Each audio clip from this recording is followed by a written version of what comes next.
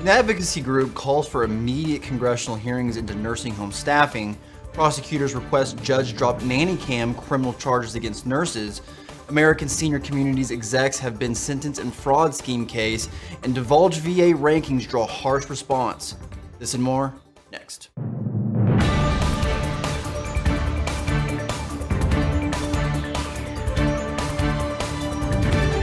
You're watching LTC News with Dane Henning.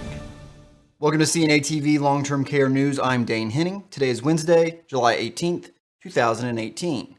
Only 2 days after the front page New York Times article blasted alleged understaffing at U.S. nursing homes, the Elder Justice Coalition on Monday called for Congress to investigate. The bipartisan group issued a statement calling for, quote, immediate congressional hearings into a disturbing report issued this weekend, pointing to chronic staff shortages in nursing homes. The coalition specifically asked that the hearings focus on the response by Centers for Medicare and Medicaid Services to the report since, quote, staffing shortages went unnoticed.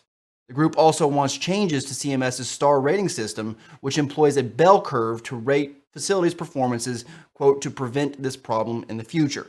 The New York Times story used the first round of payroll-based journal data to make its case that nursing homes' self-reported staffing data, which was the government accepted until last year, was often bogus.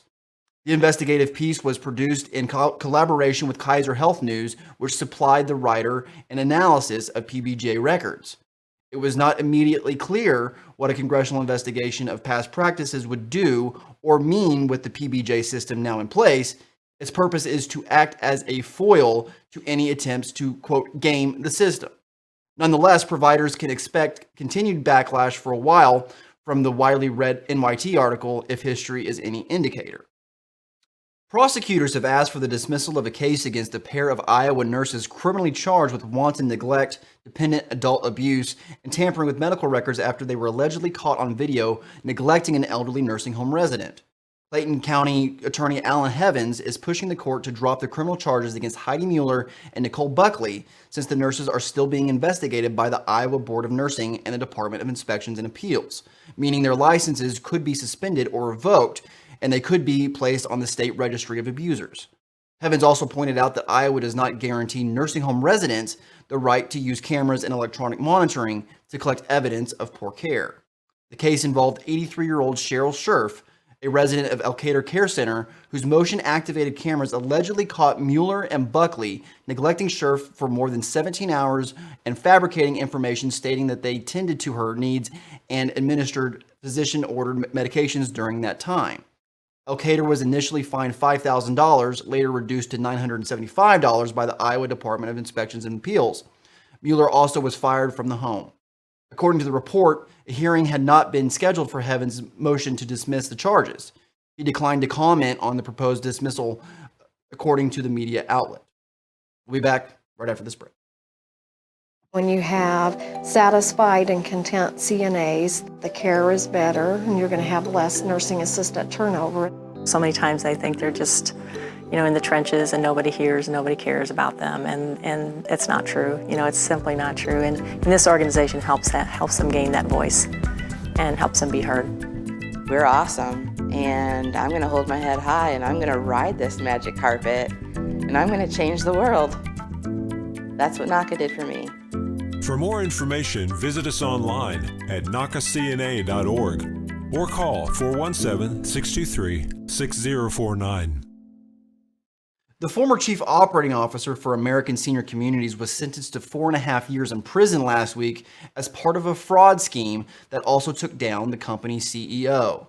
Daniel Benson, 54, had taken a plea deal related to the charges of a scheme that garnered more than $19 million illegally, while former CEO James Burkhart was sentenced to close to a decade in prison after prosecutors described him as the fraud scheme mastermind.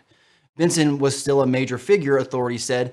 They said that he used the money to buy, among other items, a $50,000 watch, a vacation home on Lake Michigan, and a New York City apartment and a large home in Fishers, Indiana. The federal government has hidden poor quality ratings at Veterans Affairs nursing homes from the public, according to a report issued in late June. VA officials have been tracking detailed quality and safety measures at its facilities for years, yet they've kept the information private, USA Today and the Boston Globe found. Roughly half of VA facilities, about 60, received the agency's lowest ranking. The VA released the first public rankings of its homes a week prior to the newspaper expose, after reporters began questioning the agency's secrecy. USA Today and the Globe point out that the VA homes fared worse on 9 of 11 indicators when compared to the private sector counterparts, including antipsychotic drug prescribing, resident deterioration, and resident pain relief. VA spokesman Kirk Kasher said that the report was, quote, misleading and that the homes have improved quality in the past year. This has been your long-term care news update. Everyone have a wonderful week, and I'll see you on Wednesday.